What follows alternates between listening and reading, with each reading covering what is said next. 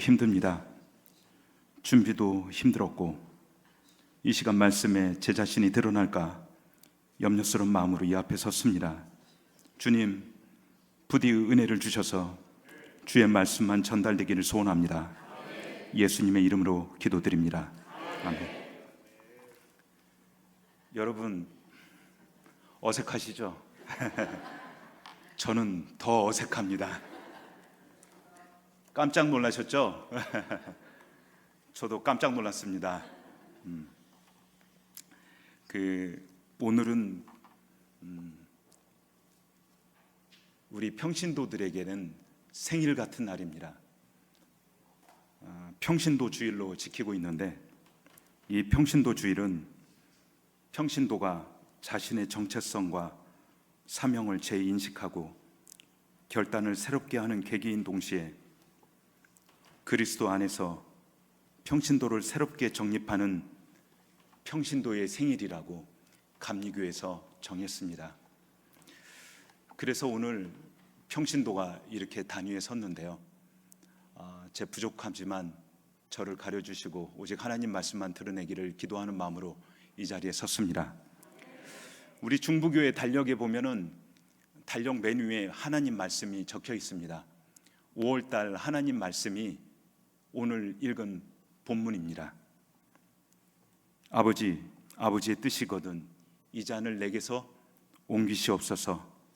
그러나 내 원대로 마시옵고 아버지의 원대로 되기를 원합니다. 이 말씀이었습니다.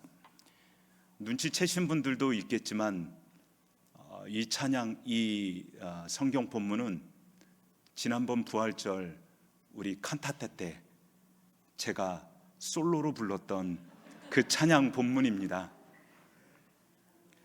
수십 년간 성가대 찬양을 하면서 제가 솔로 한 번 못 해봤습니다. 물론 이해는 합니다. 솔로는 아무나 하는 것이 아닌 줄 알고 있기 때문에 제가 그런가 보다 했는데 어쩐 일인지 이번에 염장로님께서 저를 솔로를 시키셨어요. 그 솔로 그 가사가 바로 오늘의 본문입니다. 사실 그때 제가 고민하고 있던 것이 있었습니다. 병원장을 해야 되는지 고민하던 시간이었습니다. 병원장의 자리는 영광스러운 자리이기도 하지만 상당히 부담스러운 자리입니다. 저는 리더보다는 옆에서 도와주는 사람으로서가 맞다고 판단하였고, 사실 제가 겸손해서라기보다는 제가 편해서 그런 상황을 쫓는 것 같습니다. 저로 인해서 누군가가 더 괴로운 상황이 되면 제가 정말 견딜 수 없기에 그런 상황을 일부러 만들려고 하지 않았나, 그런 성격이 있어서 그 자리를 피하려고 했던 것 같습니다. 그런데 고민하고 있던 저에게 왜 이 말씀이, 이 찬양을 저에게 맡기셨는지 참 궁금합니다. 병원 안에 여러 상황이 있어서 제가 원장으로 추천된 것도 있지만 이 말씀이 제게 한 발짝 나아갈 수 있도록 영향을 주었음을 고백드립니다. 우리에게는 결정할 때 넘어야 할 벽이 있습니다. 자신의 성격, 성향을 알고 그 너머로 결심하는 건 참 힘들지요. 저는 말씀에 의지해서 한 걸음 나아가기로 선택했습니다. 그래서 원장이 되고 났더니 병원이 막 잘 되기 시작합니다. 의사들과 직원들이 저를 막 도와주고 환자들도 치료가 잘 돼서 막 좋아지는 거예요. 그래서 많은 환자들이 찾아옵니다. 여기저기서 좋은 일을 한다고 돈도 기부하고 기계를 살 수 있고 원하는 좋은 의사들이 우리 병원에 찾아오고 합니다. 이렇게 되기를 바랐지만 실상은 바뀐 게 없습니다. 제가 갖고 있는 계획대로 이루어진 것이 거의 없었습니다. 얼마 지나지 않아서 제가 할 수 있는 게 없음을 알게 되었습니다. 환자만 보던 제가 경영이라는 업무가 추가되고 시간적으로, 업무적으로 압도당하고 병원 상황은 예상과 다르게 흘러가고 피곤하고 혼란스럽고 좌절하고 실망하게 됩니다. 필요한 것은 얼마나 많은지. 병원에서는 아침마다 예배를 드립니다. 병원을 위해서 기도하고 환우들을 위해서 기도하는 자리인데, 저는 그 자리에서 주님, 사람이 필요합니다. 주님, 돈이 필요합니다. 그런데 그런 상황에서 주님은 침묵하시고 하나님이 침묵하시는 것처럼 느껴질 때가 있었습니다. 그러던 어느 날 주님이 제게 말씀하셨어요. 병원 아침 예배 설교하시는 목사님이 제게, 우리 모두에게 전해진 말씀이었지만 저는 그게 제게 들려지던 말씀이었습니다. 먼저 그의 나라와 그의 일을 구하라.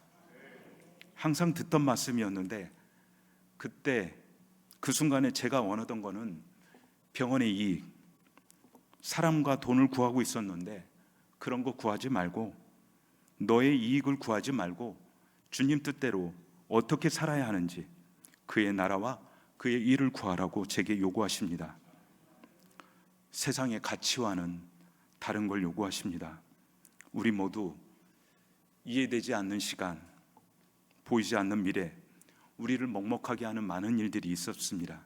그런데 주님은 그 상황에서 우리에게 다른 걸 요구하십니다. 2주 전에 우리 찬양대가 특송을 했던 찬양을 기억하실지 모르겠습니다. 312장인데요. 2절입니다. 너 설레는 맘 가다듬고 희망 중 기다리면서 그 은혜로우신 뜻과 사랑, 이렇게 부르고 우리를 불러주신 주 마음에 소원하신다. 실망하고 낙담한 마음을 갖는 이들에게 오히려 주님은 요구하십니다. 설레는 마음을 가다듬고 희망 중 기다리라는 찬양을 부르게 하십니다. 말씀을 믿고 결단하고 나갔지만 삶의 환경은 바뀌어지지 않습니다. 그럼에도 우리 성도들, 하나님의 삶의 현장 가운데서 일하심을 믿습니다. 말씀을 통해서, 찬양을 통해서 힘을 얻고 일어설 힘을 믿습니다. 우리가 일상의 여러 일에 지치고 피곤하고 혼란스럽고 좌절할 때 우리 곁에서 여전히 서 계신 주님을 찾도록 도와주세요. 우리를 위한 당신의 놀라운 계획을 볼 수 있도록 우리의 눈을 열어주십시오. 주님, 당신의 신실하심을 믿도록 도와주십시오. 오늘도 하나님의 선하신 뜻을 기대하고 소망하는 저와 여러분이 되시기를 기도드립니다. 저는 그 나라와 그 일을 구하라고 하셨는데 제게, 우리는 어떻게 사는 것일까요? 저에게는 많은 영향을 준 말씀이 있습니다. 저는 그 중에서도 제게 큰 영향을 준 선한 사마리아 사람 예화에서 그것을 찾아보았습니다. 선한 사람, 사마리아 사람 예화는 많이 들으셔서 아실 겁니다. 누가복음 10장 25절부터 37절까지 등장하는 비유입니다. 다른 성경에는 나와 있지 않습니다. 오직 누가복음에서만 나오고 있습니다. 누가는 의사지요. 그리고 유일하게 비유대인입니다. 예수님이 이웃사랑의 진정한 의미를 찾기 위해서 사용하신 일화입니다. 이야기는 한 유대인이 강도를 만나서 상처를 입고 버려진 채 길가에 누워있는 상황에서 시작됩니다. 지나가는 제사장과 레위인은 그를 보고도 외면하고 지나갑니다. 그러나 사마리아는 그를 보고 마음이 아파 돌보아주고 그를 여관에 데려가서 치료하며 필요한 모든 것을 제공합니다.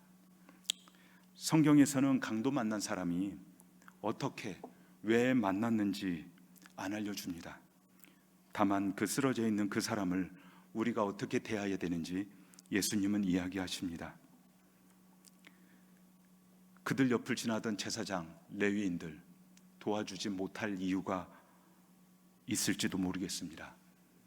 시간에 맞춰서 제사를 드려야 되기 때문에, 여기서 시간을 뺏을 수가 없기 때문에, 또는 부정한 것을 만지면 안 되는 율법이 있어서, 알다시피 죽은 사람을 만지면 부정한 것이라 판단했던 그 시대의 율법이 있었습니다.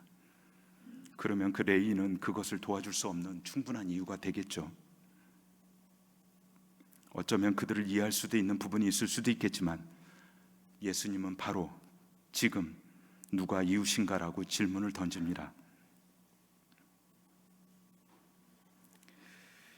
예수님은 그가 왜 강도를 만났는지 그걸 묻지 않으시고, 강도 만난 이에게 이웃이 되어줄 선한 사마리아 사람을 찾고 계십니다.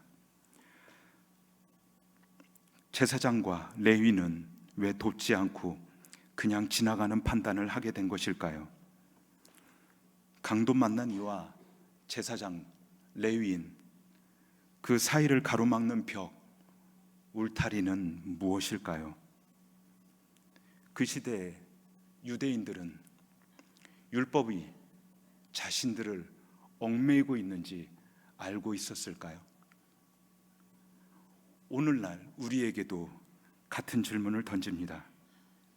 주님이 지금 하라고 명령하신 그 일을 너는 왜 움직이지 못하고 왜 움켜쥐고 있는 것이 무엇이냐? 너를 둘러싼 벽이 무엇이냐? 너를 둘러싼 울타리는 무엇이냐? 그 나라와 그 뜻을 구하는데 네가 하지 못하게 하는 건 무엇입니까? 예수님은 오늘 우리에게 질문을 던집니다. 우리가 지금 얽매이고 있음을 혹시 모르고 있는 건 아닌지요? 우리를 얽매이게 하는 건 뭘까요? 예수님이 우리를 얽매이게 하는 것으로부터 자유함을 얻는 방법을 알려주셨습니다. 요한복음 8장 31절 32절, 너무나 유명한 말씀입니다. 나의 말에 거하면 내 제자가 되고 진리를 깨닫게 되며 그 진리가 너희를 자유케 하리라. 주님 말씀 안에 거할 때 진리를 깨닫게 되고 그 진리가 우리로 자유케 됨을 선포하십니다. 말씀이 우리 안에 진리로 깨닫는 은혜가 있기를 구합니다. 저는 이 선한 사마리아 사람, 이 이웃 사랑이, 저는 제가 또 하나 제 신앙 삶에 있어서 고백하여지는 주제가 하나님 나라입니다. 이 이웃 사랑이 하나님 나라로 이어짐을 믿습니다. 하나님 나라는 뭘까요? 하나님 나라는 하나님께서 통치하시는 모든 곳, 모든 영역을 의미합니다. 하나님 나라는 어디에서 시작될까요? 주기도문에 나라가 임하옵시며 뜻이 하늘에서 이루어진 것 같이 땅에서도 이루어지다. 하나님 나라가 하늘 어딘가에서만이 아닌 우리가 사는 이곳에서도 시작되어야 된다고 주님이 알려주십니다. 하나님의 뜻이 실현되기를 구하는 곳, 그곳이 하나님 나라의 시작임을 주님은 전하고 있습니다. 우리의 매일 드리는 주기도문에 대한 응답이 시작되는 곳, 저는 교회가 바로 그 시작되는 곳이라고 감히 생각해 보았습니다. 저는 이곳에서 하나님 나라를 꿈꿔봅니다. 초대교회가 하나님 나라의 모형이라고 다들 이야기를 합니다. 그렇지만 초대교회가 완벽한 것은 아니었습니다. 저는 이 시간 고린도 교회를 잠시 소개해 보려 합니다. 고린도 사람들은 제멋대로 굴고 독주를 마시고 성적으로 문란한 그런 평판을 받고 있었습니다. 그 무리에 바울이 메시지를 가지고 고린도에 가서 말씀을 전할 때 많은 사람들이 예수를 믿는 신자가 되었습니다. 하지만 그들은 여전히 자신들에게 붙은 그런 평판을 버리지 못했습니다. 그들을 1년 6개월 동안 바울은 섬기면서 복음의 메시지를 전하였고, 그들이 신자로서 어떻게 살아야 하는지를 가르쳤습니다. 그리고 바울이 떠났습니다. 바울이 떠나고 나서 얼마 있다가 편지가 옵니다. 바울이 없는 중에 고린도 교회는 사정이 나빠졌습니다. 파벌 싸움이 심해지고 도덕이 무너졌으며 예배가 초자연적인 것에 집착하는 이기적인 수단으로 변질되었다는 것입니다. 바울은 그들이 사태를 혼란스럽게 하긴 했지만 그들이 그리스도 안에서 형제 자매임을 부인하지 않았고 그들이 나쁜 행실을 보았다고 해서 그들을 내치지도 않았으며 그들이 무책임한 생활 방식에 대해 비난하지도 않았습니다. 다시 그들을 손을 잡고 처음으로 되돌립니다. 하나님의 거룩한 사랑을 속속들이 알려주면서 서로 사랑하길 권면합니다. 우리가 알고 있는 고린도전서 13장 그 유명한 사랑절 말씀을 전합니다. 내가 사람의 방언과 천사의 말을 할지라도 사랑이 없으면 소리나는 구리와 울리는 꽹과리가 되고 믿음, 소망, 사랑 이 세 가지는 항상 있을 것인데 그 중에 제일은 사랑입니다. 하나님의 나라가 시작되고 그렇게 고백하는 우리 교회는 완벽하지 않습니다. 교회 안에 많은 다양한 사람들이 있습니다. 무슨 말입니까? 좋아하는 사람도 있고 싫어하는 사람도 있습니다. 정치적 사상이 같은 사람도 있고 다른 사람도 있습니다. 저는 교회를 다시 생각해 봅니다. 당신이 싫어하는 그 사람이 있는 이곳, 당신이 생각하는, 당신이 싫어하는 그 사람을 통해 하나님이 그분의 사랑을 보여주신다는 고백, 그 고백이 있어지는 곳이 교회라고 생각합니다. 이 사랑이 우리 삶의 현장, 가족, 그리고 교회에서 하나님 나라를 맛볼 수 있도록 인도하여 주기를 구합니다. 그리고 그 지경이 더욱더 넓어지기를 구합니다. 우리를 변화로 이끄는 말씀이 있습니다. 또한 그 길을 지탱하며 이끄는 주님의 인도가 있음을 믿습니다. 그 나라와 그 일을 구하며 우리 삶의 현장에서 사랑을 실천하며 살기를 구합니다. 그렇게 사는 지금 바로 이것이 주님이 주장하는 하나님 나라가 시작됨을 고백하며 마지막까지 우리 믿음의 동지들, 동역자들 서로를 위해 기도하며 함께 걸어나가길 소원합니다. 제가 준비한 건 여기까지입니다. 그런데 잠시 시간을 주시면 기도 제목을 나누겠습니다. 제 개인적인 거 용서해 주시고요. 로제타 홀에 관련된 겁니다. 제가 주일 오후마다 로제타 홀 진료소에서 진료를 합니다. 로제타 홀은 여사는 1921년에 이곳에서 부인병원이라고 하는 것을 만들었습니다.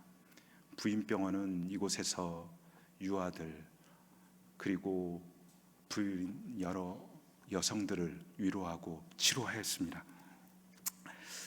그곳에서 그 부인병원이 정신이 이렇게 기독병원으로 이어지게 됩니다. 이 로제타홀 기념회가 만들어졌고 거기서 하는 사업 중에 하나가 로제타홀 진료소입니다. 그 로제타홀 진료소에는 이주민들이 찾아와요. 이곳에서 보험이 없고 아파도 주 평일에는 진료를 못 받습니다. 평일에는 일을 해야 되기 때문에. 그런데 주일이 되면 또 다 문을 닫죠. 또 보험도 없죠. 응급실이나 이런 곳에서는 감히 상상도 못하는 돈이 액수가 나가죠. 그래서 그들은 타이레론이나 그냥 간단한 약국약을 먹고 지냅니다. 그런 분들을 섬기기 위해서 로제타홀 진료소가 시작되었습니다. 이 로제타홀 진료소에는 각국의 여러 나라 사람들이 옵니다. 지금 필리핀, 러시아, 몽골, 베트남 많은 동남아 사람들이 많이 옵니다. 심지어는 유럽 사람들도 보험이 없다는 이유로 찾아오기도 합니다. 제가 기억나는 몇 가지 이야기를 나눕니다. 하나는 샘튼 교회에서 필리핀 사람들을 데리고 왔습니다. 배가 아파서 데려왔는데 아파서 그냥 타이레놀만 먹고 지내고 있었습니다. 좀 심상치 않았습니다. 그래서 여러 가지 검사들을 했고 또 CT를 찍었고, 그래서 꽤 심각한 복막염을 발견했고, 또 그 복막염을 치료받을 수 있도록 해주었습니다. 그분은 그 복막염이 회복이 되었고 깨끗이 나음을 받았습니다. 사실 우리나라 사람들은 당연히 받아야 할 혜택이고 치료받는 과정이었습니다. 그런데 그 사람들은 그 순간에 타이레놀 먹고 버티다가 치료의 시기를 놓치고 죽을 수도 있는 그런 상황까지 갈 수도 있었습니다. 그런데 그 사람은 다행히도 그 샘튼교회 목사님을 통해서 왔습니다. 그리고 치료를 받았고, 그런데 알고 보니 그 친구가 교인이 아니었습니다. 그리고 그 과정을 거쳐서 교인이 되었고, 또 그 가족들도 교인이 아니었는데 그 가족들도 구원을 받았고, 그 친구들이 도와주는 것을 보고 또 그 샘튼 교회에 다들 나가게 됐습니다. 샘튼 교회가 많은 부흥이 되었다고 저에게 고백합니다. 샘튼 교회가 매달 그렇게 아픈 사람들을 위해서 몇백만 원씩 돈을 썼다고 합니다. 그렇게 아프면 어디를 데려가야 되는데 보험도 안 되고, 결국은 그쪽에서 치료받는 비보험 수가가 굉장히 심합니다. 그런데 그곳에서 그 일들을 저희들이 협력해서 하는 것들을 감사히 여기고, 저희들은 또 그런 일들을 보고받으면서 저희들도 힘을 받습니다. 얼마 전에는 예멘 사람을 만났는데요, 이슬람 사람입니다. 이슬람 사람들은 성경 개종하기가 굉장히 어려운 상황인데, 그 사람도 꽤 힘든 일을 하고 나서 팔다리에 힘이 없다고 왔어요. 그런데 검사를 해보니 근육염증이었습니다. 근육염증은 그냥 좋아질 수도 있지만 심상치 않다고 판단돼서 세브란스 병원으로 옮겨졌고, 세브란스 병원에서 조직검사라 여러 가지 검사들을 해서 좀 꽤 심한 자가면역성 질환으로 밝혀져서 그쪽으로 치료를 받고 지금 많이 좋아졌습니다. 그런데 그 와중에 많은 돈들이 들었습니다. 그런데 그 돈들을 주변의 많은 교회들이 도와줬습니다. 그 사람이 그 사실을 인지하고 나서 그분이 개종했습니다. 저는 우리 로제타울 진료소가 부족하지만 여러 가지 일들을 담당한다고 생각하고 있고 기도하고 있습니다. 우리 기독병원도 그런 로제타울 진료소랑 같이 일을 하고 있습니다. 바라기는 이 두 기관이 위해서 기도 부탁드립니다. 선교를 위해서, 그리고 하나님의 나라가 지경이 넓어질 수 있도록 기도를 부탁드립니다. 마지막으로 찬양, 제가 찬양은 원래 기도로 마무리하려고 했는데 베드로의 고백으로 찬양을 이 기도 마무리하려고 합니다. 내가 가장 후회하지 않은 일, 예수를 따르는 일, 내 금을 버리고 내 사랑들 뒤로하고 나를 부르신 주님과 동행하는 일, 나의 평생에 소원하는 일, 예수를 닮아가는 일, 굳은 마음 제하시고 사랑을 가르치신 나의 예수님을 사랑하는 일, 날 부르심에 감사, 날 놓지 않으심 감사, 하늘 보자 버리고 날 사랑하심에 감사, 나의 모든 삶을, 남은 모든 인생을 예수님과 함께 걷겠습니다. 감사합니다.